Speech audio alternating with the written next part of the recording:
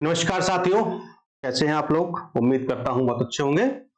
दोस्तों, पत्र लेखन सीरीज के अंतर्गत आज हम लोग पढ़ेंगे अनुस्मारक। इंग्लिश में इसको कहते हैं रिमाइंडर। ठीक है, अनुस्मारक यानी कि रिमाइंडर। ठीक है, जो हमारे 9 प्रकार के पत्र लेखन है समीक्षा अधिकारी में, उसमें एक अनुस्मारक भी है, रिमाइंडर भी है। ठीक है, बड़ा आसान है लेकिन फिर भी इसको समझ लेते हैं। और ये पता है आपको, ये सबसे ज्यादा यही पूछा जाता है। और पत्रों की तुलना आप देखेंगे, पिछले वर्षों के प्रश्न पत्रों का अध्ययन करेंगे तो अनुस्मारक सबसे ज्यादा पूछा जाएगा। ये आप देखिएगा, मैंने जो आपको पीडीएफ जो प्रीवियस ईयर से पेपर उपलब्ध कराए उसमें आप लोग देखेंगे कि सबसे ज्यादा आपका अनुस्मारक ही पूछा गया है। अब पता नहीं आयोग को ये पसंद है क्या है, पता नहीं, जो भी है, इसलिए इसको तैयार कर लेना। बड़ी छोटी सी आसान सी परिभाषा है, पहले हम लोग उसको समझ लेते हैं। ठीक है, कि ये है क्या। ठीक है, देखिए, अनुस्मारक रिमाइंडर यानी कि किसी को रिमाइंड करना, यानी कि याद दिलाना। जैसे मान लो आपको हमने शादी का कार्ड भेजा था, हालांकि आपको नहीं भेजा था मतलब सपोज आपने किसी को भेजा, आपके घर में शादी है, किसी की भाई की या बहन की किसी की शादी है, और आपने किसी को, बड़ा खास है वो आपका, है ना, आपने कार्ड तो भेज दिया, आप निमंत्रण भी दिया थे, चल के सब कुछ कर दिया। ठीक है, लेकिन जैसी शादी नजदीक आ, तो मान लो आप सपोज 1 महीने पहले निमंत्रण देके आए थे। ठीक है, आपको लगता कि यार अब तो शादी के 10 दिन बचे, 5 दिन बचे हुए हैं, तो आपको लगता कि अगला भूल ना गया हो तो याद दिला देते हैं। ठीक है, तो आप रिमाइंड कराते हैं। कैसे रिमाइंड कराते हैं? तो उसको फोन करेंगे। हालांकि तो फोन चल रहे हैं, पहले तो चिट्ठी पत्री चलती थी, अंतरदेशी लिफाफा पोस्ट कार्ड, है ना।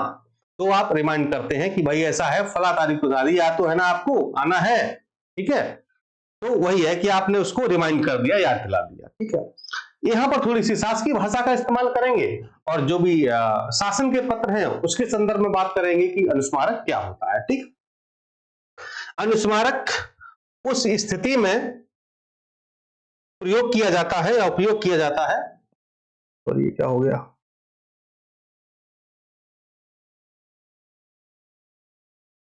मार्क कर ले लो 1 मिनट।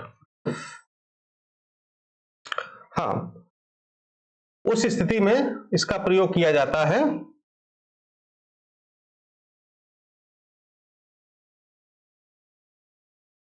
जब किसी पत्र का जवाब आने में विलंब होता है। ठीक है, जैसे मान लो शासन से, मान लो हमारे विभाग से मैंने किसी दूसरे विभाग को एक पत्र लिखा था। ठीक है, या किसी जिले के जिलाधिकारी को या मुख्य विकास अधिकारी को पत्र लिखा था और आख्या मांगी थी मैंने। ठीक है, कि फला फला प्रकरण की आख्या उपलब्ध कराने का कष्ट करें, ये मैंने पत्र लिखा था, यानी कि शासकीय पत्र भेजा था। ठीक है, लेकिन समय बीत गया, 15 दिन हो गए, महीना भर हो गया, समय बीत गया, आख्या नहीं आई। तो हम क्या करेंगे, उसी पत्र के क्रम में, जो मैंने पहले पत्र भेजा था उसी पत्र के क्रम में हम याद दिलाएंगे, यानी कि अनुस्मारक भेजेंगे कि हमारे फला फला पत्र संख्या इतना इतना इतना, दिनांक इतना इतना इतना का कृपया संदर्भ ग्रहण का कष्ट करें, जिसके द्वारा ये आख्या उपलब्ध कराए जाने की आख्या उपलब्ध कराए जाने की अपेक्षा की गई थी, परंतु पर्याप्त समय व्यतीत हो जाने के बाद भी अद्यतन आख्या शासन में अप्राप्त है। अतः इस संबंध में मुझे यह पुनः कहने का निर्देश हुआ है कि प्रश्नगत प्रकरण के संबंध में नियमानुसार आवश्यक कार्रवाई कराते हुए कृत कार्रवाई की अद्यतन आख्या शासन में ससमय या तत्काल या यथाशीघ्र या अविलंब या 2 दिन में या 4 दिन में उपलब्ध कराने का कष्ट करें। ठीक है, इतना आपको लिखना है। ऐसी स्थिति में संबंधित मंत्रालय विभाग कार्यालय का ध्यान आकर्षित करने या याद दिलाने के लिए अनुस्मारक या अनुस्मरण पत्र का प्रयोग किया जाता है या फिर भेजा जाता है। ठीक है, अनुस्मारक का आधार वही होता है जिस रूप में पूर्व में पत्र भेजे गए थे, अर्थात शासकीय पत्र के रूप में अनुस्मारक, शासकीय पत्र, यथा आदि।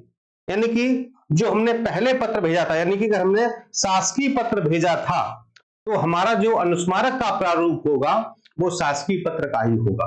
ठीक है, और बेसिकली शासकीय पत्रों के मामले में ही अनुस्मारक भेजे जाते हैं, ये आपको समझ लेना है। ठीक है, विशेषताएं देख लेते हैं। अनुस्मारक का आलेख सूक्ष्म रूप में लिपिबद्ध होना चाहिए।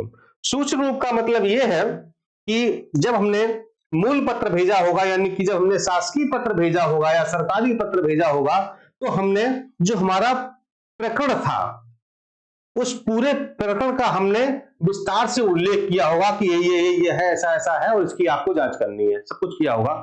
लेकिन जब हम अनुस्मारक भेजेंगे तो हम फिर उन सारी बातों का जिक्र नहीं करेंगे। हम क्या कहेंगे कि हमारे फला पत्र संख्या दिनांक इतने इतने इतने का कृपया संदर्भ ग्रहण करने का कष्ट करें। चूंकि वो पत्र पहले ही उनके पास पहुंच गया है, तो वो जैसे अनुस्मारक हमारा पहुंचेगा और अनुस्मारक में पत्र संख्या और दिनांक मेंशन रहेगी, तो वो तुरंत जो पुराना वाला हमारा पत्र है अपनी डायरी से अपने जो है उसमें से अलमारी में से खोजेंगे, निकालेंगे और देखेंगे अरे भाई शासन से पत्र आया, रिमाइंडर आया है, देखे पहला वाला पत्र क्या था, किस पर कार्रवाई नहीं हुई है। ठीक है, तो वो वाला पत्र निकालेंगे पहले वाला और उस पर फिर वो कार्रवाई करते हुए हमको अवगत कराएंगे। ठीक है, इसलिए जब अनुस्मारक लिखते हैं तो पूरा प्रकरण फिर से नहीं लिखते हैं, ठीक है, संक्षेप में लिख देंगे, है ना, या पूर्व वाले पत्र का हम उनको रेफरेंस दे देंगे, संदर्भ ग्रहण करा देंगे कि उसका संदर्भ ग्रहण करने का कष्ट करें जो पहले आपको भेजे चुके हैं। ठीक है, यह लंबित मामलों के आधार पर लिखा जाता है, यदि कोई मामला लंबित है।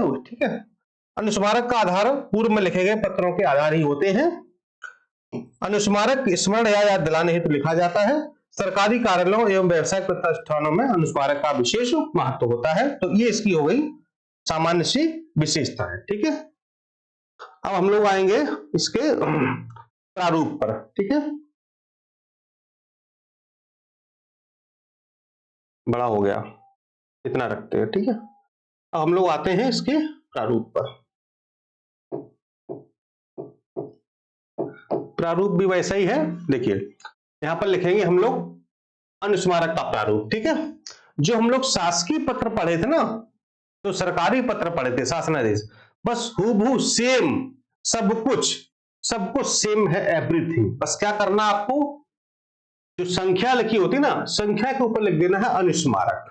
ठीक है, बोल्ड से लिखना है, अंडरलाइन कर देना अनुस्मारक। ठीक है, पहला अनुस्मारक भेजना है तो केवल अनुस्मारक ही लिखना है। मान लो फिर भी जवाब नहीं आया और फिर आपको रिमाइंडर देना पड़ रहा है, तब क्या लिखेंगे, अनुस्मारक 2। क्या लिखेंगे, अनुस्मारक 2 कर देंगे। ठीक है, फिर भी नहीं आया तो 3 कर देंगे, फिर भी नहीं आया 4 कर देंगे, मतलब जब तक हम भेजते रहेंगे इस तरह करते रहेंगे। ठीक है, समझ गए। चलिए, फिर वही प्रेषक, सब कुछ वही, नाम पदनाम, सेवा में स्थान, दिनांक, विषय। ठीक है, अनुभाग वगैरह डालना चाहे डाल सकते हैं, महोदय आ जाएंगे। या फिर क्या लिखेंगे, कृपया उपयुक्त विषय शासन के पत्र संख्या, यानी जो उस वाले पत्र की संख्या होगी, पत्र संख्या, दिनांक इतने इतने इतने का कृपया संदर्भ ग्रहण करने का कष्ट करें, जिसके द्वारा ये उपलब्ध कराए जाने की अपेक्षा की गई थी, परंतु अद्यतन सूचना शासन में अप्राप्त है। ठीक, दूसरे प्रश्न में आएंगे, अतः इस संबंध में मुझे पुनः यह कहने का निर्देश हुआ है। पुनः सब जरूर जोड़िए, क्योंकि एक बार कह चुके हो ना, तो फिर से कह रहे हो। निर्देश हुआ कि कृपया फला फला फला का उपलब्ध कराने का कष्ट करें, जिससे कि अग्रेतर आवश्यक कार्रवाई की जा सके। ठीक है, बाकी भावदीय, नाम पदनाम किया जाएगा। ठीक है, प्रतिलिपि भेजनी हो, प्रतिलिपि भी आप भेज सकते हैं।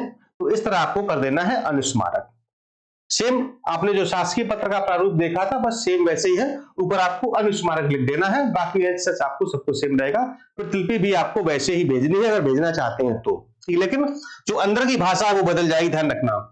ये भाषा, कृपया उपयुक्त विषयक शासन के पत्र संख्या इतने इतने इतने दिनांक इतने का कृपया संदर्भ ग्रहण करने का कष्ट करें, जिसके द्वारा ये उपलब्ध करा देने की अपेक्षा की गई थी, परंतु पर्याप्त समय व्यतीत हो जाने के बाद भी अद्यतन आख्या शासन में अप्राप्त है। अतः इस संबंध में मुझे पुनः यह कहने का निर्देश हुआ है कि प्रसंगत प्रकरण के संबंध में नियमानुसार आवश्यक यथोचित कार्यवाही करते हुए कृत कार्यवाही की आख्या शासन में तत्काल या यथाशीघ्र या अविलंब या 3 दिन के अंदर उपलब्ध कराने का कष्ट करें। बस इतना कर देना है। ठीक है। और बेसिकली यहाँ पर संलग्नक जो है ये नहीं भेजा जाता है, ठीक है। अनुस्मारक में संलग्नक भेजने की आवश्यकता नहीं होती है। क्यों? क्योंकि ऑलरेडी जिस पत्र का हम संदर्भ दे रहे हैं, जिस पत्र का हम संदर्भ दे रहे हैं ऑलरेडी हम उस पत्र को भेज चुके हैं, इसलिए वो वाला पत्र उनको देखना चाहिए, ठीक है। हाँ, अगर कुछ एक्स्ट्रा चीजें हैं तो हम संलग्नक दे सकते हैं, ठीक है। दोनों चीजें हैं, दे भी सकते हैं नहीं भी दे सकते। अगर कुछ एक्स्ट्रा हमको भेजना है, ठीक है, तो हम संलग्नक लगा सकते हैं। बाकी भौतिकी, हस्ताक्षर, नाम, पदनाम, वही सारी चीजें आएंगी। अगर आपको प्रतिलिपि भेजनी है तो आपको प्रतिलिपि भेज देना है, जैसे कि आप शासकीय पत्रों में भेजे थे वही नीचे आज्ञा से आ जाएगा, बस, ठीक है। क्लियर है ना? चलिए, बहुत अच्छी बात है। तो इस तरह आपका जो है कई सारे हम शासकीय पत्र है, ये अनुस्मारक हो गया आपका, अर्थशासकीय आपको पढ़ा चुके हैं, परिपत्र भी आपको पढ़ा दिए हैं, ठीक है। कई सारी चीजें हो गई, कुछ पत्र और बचे हैं वो भी आपकी जल्दी जल्दी हम लोग करवा देंगे ताकि आप उसकी बेहतर से प्रैक्टिस कर पाए, ठीक है। बाकी मेंस बैच में आप चुनना चाहते हैं तो नंबर तो यहाँ पर नहीं दिया गया है, बोल देता हूं 6393350769, ठीक है। इस नंबर पर आप लोग कॉल करके या व्हाट्सएप के माध्यम से मेंस का आंसर राइटिंग बैच या प्री के लिए एनसीईआरटी बैच आप लोग ज्वाइन कर सकते हैं। ओके, थैंक यू, नमस्कार।